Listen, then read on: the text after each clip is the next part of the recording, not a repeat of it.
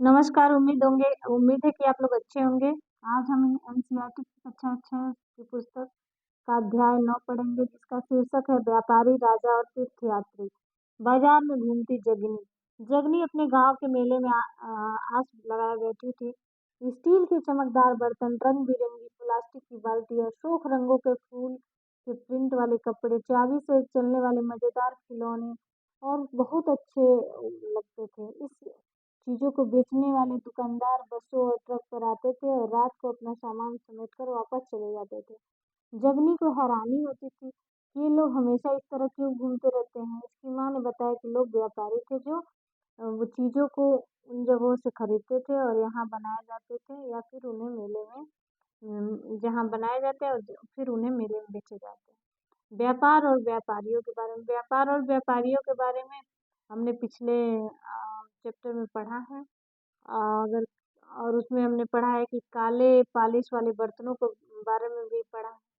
ये खूबसूरत बर्तन होते थे और इनकी कटोरियाँ तथा थालियाँ इन उपमहाद्वीप के अनेक स्थलों पर मिले हैं। सवाल उठता है कि इन जगहों पर बर्तन कैसे पहुँचे होंगे? अगर ऐसा अनुमान लगाया जाता है कि जहाँ ये बनते हैं वहाँ व्यापारी इन्हें ले जाकर अलग-अलग जगहों पर बेचते थे। दक्षिण भारत सोना, मसाले, खास तौर पर काली मिर्च कीमती पत्थरों के लिए प्रसिद्ध था। काली मिर्च की साम्राज्य में रोमन साम्राज्य में इतनी मांग थी कि इसे काले सोने के नाम से मतलब काले सोने के नाम से किसे रोमन साम्राज्य में बुलाते थे? काले मिर्च को। व्यापारी इन सामानों को समुद्री जहाज़ों और सड़कों के रास्ते रोम पहुँचाते थे और दक्षिण भारत में ऐसे अनेक रोमन सोने के सिक्के भी मतलब मिले। यह अंदाज़ा लगाया जा सकता है कि उन दिनों रोम के साथ हमारा व्यापार चलता था। व्यापार से जुड़ी एक कविता। ये जो संगम साहित्य उसमें ये कविता वर्णित है। ये समुद्र पूर्वी तट पर स्थित एक फुहार पत्तन के लिए पर लाए जाने वाले माल का वर्णन मिलता है। समुद्री जहाज़ों पर लाए गए तेज तर्रार घोड़े, गाड़ियों पर काली मिर्च की गठरियाँ, हिमालय से मिले रत्न और सोना और दक्षिण की पहाड़ियों से चंदन की लकड़ियाँ और सागर के मोती और सागर के मूंगे, गंगा कावेरी की फसलें और श्रीलंका से आए खाद्यान्न, म्यांमार से बने मिट्टी के बर्तन, यह दुर्लभ कीमती आयात। व्यापारियों ने कई समुद्री रास्तों की खोज की। इनमें से कुछ समुद्र के किनारे चलते थे, कुछ अरब सागर और बंगाल की खाड़ी पर पार करके करते थे। नाविक मानसूनी हवा का फायदा उठाकर अपनी यात्रा जल्दी पूरी कर लेते थे। वे अफ्रीका या अरब के पूर्वी तट पर उस महाद्वीप के पश्चिमी तट पर पहुंचना चाहते थे, जो दक्षिणी पश्चिमी मानसून के साथ चलना पसंद करते थे। इन लंबी यात्राओं के लिए मजबूत जहाजों का निर्माण किया जाता था। समुद्र तटों से लगे राज्य, जो समुद्र दक्षिणी भाग बड़ा तटीय प्रदेश है। इनमें बहुत से पहाड़, पठार, नदी के मैदान हैं। नदियों के मैदानी इलाकों में का मैदान सबसे उपजाऊ है। मैदानी इलाकों तथा तटीय इलाके के सरदार और राजाओं के पास धीरे-धीरे काफ़ी संपत्ति और शक्ति हो गई। संगम कविताओं में मुए मुएंदार की चर्चा मिलती है। यह एक तमिल शब्द है जिसका अर्थ है मुखिया, मतलब मुएंदार का अर्थ है मुखिया। इसका प्रयोग 3 शासक परिवारों के लिए मुखिया के लिए किया जाता था, ये चोल, चेर और पांड्य। 2300 साल पहले दक्षिणी भारत में काफ़ी शक्तिशाली ये माने जाते थे। इन तीनों मुखियाओं के पास 2-2 सत्ता केंद्र था। इनमें एक तटीय हिस्से में से और दूसरा अंदरूनी हिस्से में था। इस तरह 6 केंद्रों में से 2 बड़ी महत्वपूर्ण थी, चोलों का पत्तन फुहार और कावेरीपट्टनम, दूसरा पांड्यों की राजधानी मदुरै। यहाँ जो मुखिया लोगों से नियमित कर के बजाय उपहारों की मांग करते थे।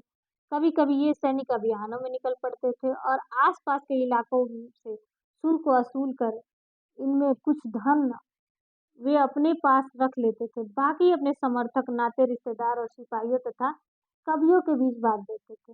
अनेक संगम कवियों में उन मुखियाओं की प्रशंसा से कविताएँ लिखी हैं। कीमती जवाहरात, सोने, घोड़े, गाड़ी, रथ, सुंदर कपड़े भी दिया करते थे। इसके लगभग 200 वर्ष के बाद पश्चिमी भारत सातवाहन नामक का राजवंश का प्रभाव पड़ा। सातवाहनों में सबसे प्रमुख था गौतमीपुत्र सतकर्णी। उसके बारे में हमें उसकी माँ गौतमी बलश्री द्वारा दान किए गए उल्लेख में पता चलता है। वह सभी सातवाहन शासकों को दक्षिणापथ के स्वामी कहे जाते थे। दक्षिणापथ का शाब्दिक अर्थ है दक्षिण की ओर जाने वाले रास्ते, और पूरे दक्षिणी क्षेत्र के लिए ये नाम प्रचलित था। ये श्री सतकर्णी पूर्वी, पश्चिमी और दक्षिणी तटों पर अपनी सेनाएं भी थी। रेशम की कहानी। कीमती, चमकीले और चिकनी मुलायम बनावट की वजह से रेशमी कपड़े अधिकांश समाज के लिए बहुमूल्य माने जाते थे और आज भी बहुमूल्य हैं। रेशम का कपड़ा तैयार करना एक जटिल प्रक्रिया है। रेशम के कीड़े से कच्चा रेशम बनाकर सूत की कताई, फिर उन्हें कपड़ा बुना जाना। रेशम बनाने की तकनीक का आविष्कार सबसे पहले चीन में लगभग 60,000 साल पहले हुआ। इस तकनीक को उन्होंने हजारों साल तक बाकी दुनिया से छुपा कर रखा। फिर चीन से पैदल, घोड़े, ऊँटों द्वारा सब कुछ अलग-अलग दूर-दूर जगहों पर जाते थे और साथ रेशमी कपड़े भी ले जाते थे। जैसे-जैसे रास्ते में लोग यात्रा करते, वहाँ रेशमी मार्ग सिल्क रूट के नाम से प्रसिद्ध हो गया। कभी-कभी चीन के शासक ईरान और पश्चिमी एशिया के शासकों को आमतौर से रेशमी कपड़े भी बेचते थे। यहाँ रेशम के बारे में जानकारी और पश्चिम की ओर फैल गई है। 2000 साल पहले रोम के शासक और धनी लोगों के बीच रेशमी कपड़े पहनना एक फैशन बन गया। इनकी कीमत बहुत ज़्यादा होती थी क्योंकि चीन से लाने में दुर्गम पहाड़ी, रेगिस्तानी रास्तों से होकर आना पड़ता था। यही नहीं, रास्ते के आसपास लोग व्यापारियों से यात्रा शुल्क भी मांगते थे। अब इसमें सिल्क रूट तथा उसकी शाखाओं को दिखाया गया जो मानचित्र है। कुछ शासक बड़े हिस्सों पर अपना नियंत्रण करना चाहते थे क्योंकि इस रास्ते पर यात्रा कर रहे व्यापारियों से उन्हें कर, शुल्क और तोहफे के जरिए लाभ मिलता था। इसके बदले शासक इन व्यापारियों को अपना राज्य से गुजरते वक्त लुटेरों के आक्रमण से सुरक्षा देते थे। सिल्क रूट पर नियंत्रण रखने वाले शासकों में सबसे प्रसिद्ध कुषाण थे। करीब 2000 साल पहले मध्य एशिया और पश्चिमोत्तर भारत पर नया शासन था। पेशावर, मथुरा इसके दो मुख्य शक्तिशाली केंद्र थे। तक्षशिला भी इनके राज्य का हिस्सा था। इसके शासनकाल में सिल्क रूट एक शाखा मध्य एशिया से सिंधु नदी के मुहाने के पत्तनों तक पहुंचती थी। फिर भी जहाजों और रेशम के पश्चिमी की ओर रोमन साम्राज्य तक पहुंचा था। इस उपमहाद्वीप में सबसे पहले सोने के सिक्के जारी किए गए शासकों जो सोने के साथ सिक्के चलाने वाले शासक थे वो कुषाण थे। सिल्क रूट पर यात्रा करने वाले व्यापारी इसका उपयोग करते थे और यहाँ पे बौद्ध धर्म का प्रसार। कुषाणों में सबसे प्रसिद्ध राजा था कनिष्क। इसके करीब उसने करीब 1900 साल पहले शासन किया।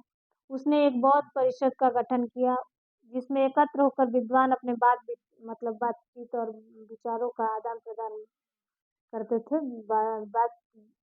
विचार विमर्श करते थे। बुद्ध की जीवनी, बुद्ध चरित्र के रचनाकार अश्वघोष है। कनिष्क का वो दरबारी था। अश्वघोष ने अन्य बौद्ध विद्वानों ने अब संस्कृत में लिखना शुरू कर दिया। इस समय बौद्ध धर्म एक नई धारा महायान का बौद्ध धर्म दो भागों में विभक्त हो गया, एक हीनयान, एक महायान। इसकी दो प्रमुख विशेषताएं थी। पहला, मूर्तियों में बुद्ध की उपस्थिति, दूसरा संकेतों के माध्यम से दर्शाई जाती थी। मिसाल के तौर पर निर्वाण प्राप्ति को पीपल के पेड़ की मूर्ति द्वारा दर्शाया जाता था और बुद्ध की प्रतिमाएँ बनाई जाने लगी। उसमें अधिकांश मथुरा में से कुछ तक्षशिला में भी बनाई। दूसरा परिवर्तन बोधिसत्व की आस्था को लेकर आया। बोधिसत्व उन्हें कहा जाता है जो ज्ञान की प्राप्ति के बाद एकांतवास करने हेतु ध्यान और साधना करते थे, लेकिन ऐसा करने के बजाय वे लोगों को शिक्षा देने की मदद करने के लिए सांसारिक प्रवेश में रहना ठीक समझने लगे। धीरे-धीरे बोधिसत्व का पूजा काफ़ी लोकप्रिय हो गई और पूरे मध्य एशिया, चीन के बाद कोरिया, जापान तक भी यह फैल गई। बौद्ध धर्म का प्रचार पश्चिमी से दक्षिणी भारत में हुआ। यहाँ बौद्ध भिक्षुओं ने रहने के लिए पहाड़ और दर्जनों गुफाओं खोदी। यहाँ देखिए ये सांची का स्तूप है जहाँ की ये मूर्तियाँ हैं। अब यहाँ देखिए ये मथुरा में बनी तक्षशिला में बनी बुद्ध की मूर्ति जो बाएं हैं और दाएं हैं जो तक्षशिला में बनी बुद्ध की मूर्ति। अब इसमें से कुछ गुफाएं राजा और रानियों के आदेश पर बनाई गई हैं, कुछ व्यापारियों तथा कृषकों द्वारा बनाई गई हैं। इनमें से ज्यादातर गुफाएं पश्चिमी घाट के दर्रों के पास बनाई गई हैं। दक्कन के शहरों और तटों के समृद्ध बंदरगाहों से उन्हें जोड़ने वाले सड़कें भी इन्हीं दर्रों से होकर गुजरती हैं। ऐसा लगता है कि यात्रा करने वाले व्यापारी गुफा गुफाओं और मठों में विश्राम करने के लिए रुकते थे। बौद्ध धर्म दक्षिण से लेकर पूर्व की ओर श्रीलंका, म्यांमार, थाईलैंड तथा इंडोनेशिया सहित दक्षिण पूर्व एशिया के अन्य भागों में भी फैल गया। अब यहाँ थेरवाद नामक बौद्ध धर्म का आरंभिक रूप से क्षेत्रों में अधिक प्रचलित था। तीर्थयात्रियों की जिज्ञासा। व्यापारी काफिलों में जहाजों पर दूर दूर जाया करते थे और यात्री भी उनके साथ यात्रा पर निकल जाते थे। ये कार्ले की गुफा है जो महाराष्ट्र में है। तीर्थयात्री वे स्त्री पुरुष थे जो प्रार्थना के लिए पवित्र स्थानों की यात्रा करते थे। इसी तरह भारत की यात्रा पर आई चीनी बौद्ध तीर्थयात्री शीयन काफी प्रसिद्ध हुए। यह करीब 1600 साल पहले आया। वेन-सांग 1400 साल पहले भारत आया। वो किसके शासनकाल में? हर्षवर्धन। उसके करीब 50 साल पहले सिंह आया। उसने ये प्रसिद्ध मठों को देखने के लिए भारत आए। इनमें से अनेक तीर्थयात्री अपनी यात्रा का वर्णन लिखा। उन्होंने अपनी यात्रा के दौरान आई मुश्किलों के बारे में भी लिखा। इन यात्राओं में लगभग कई साल लगे। जिन देशों और मठों को उन्होंने देखा उनके बारे में उन्होंने लिखा और किताबों के बारे में उन्होंने लिखा वो और अपने साथ भी ले गए।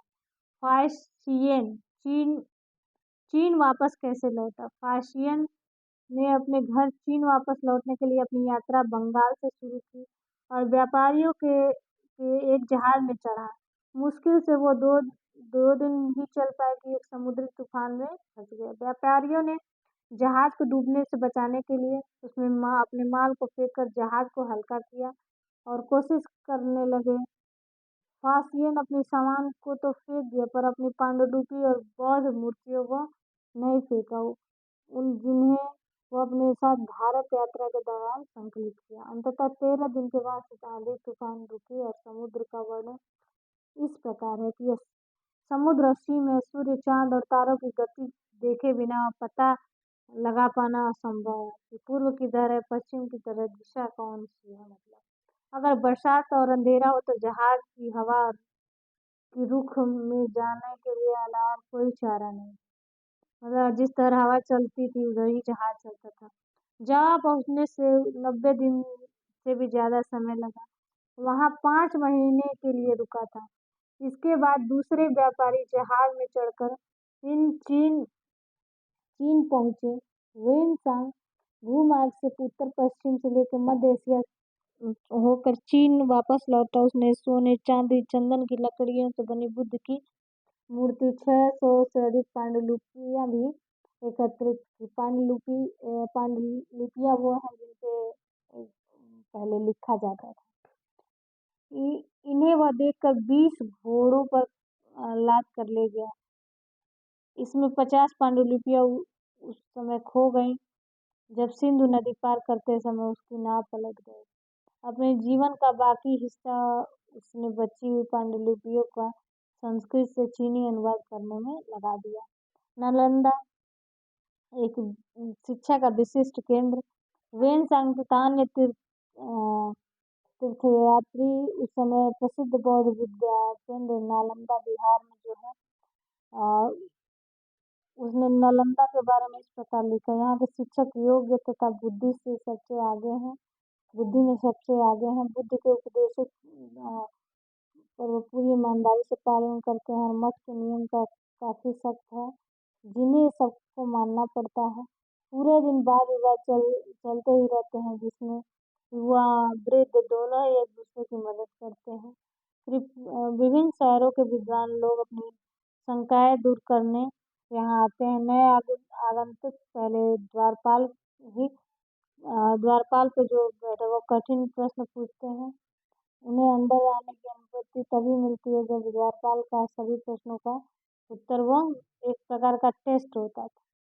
10 में से 7-8 सही उत्तर नहीं दे पाते थे।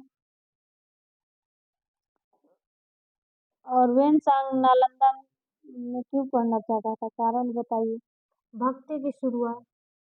इन दिनों देवी देवताओं की पूजा का भी चलन हुआ। बाद में हिंदू धर्म के प्रमुख रूप में पहचान हुई। इसमें शिव, विष्णु, दुर्गा देवी देवता शामिल हो गए। इन देवी देवताओं की पूजा भक्ति परंपरा के माध्यम से की जाती थी।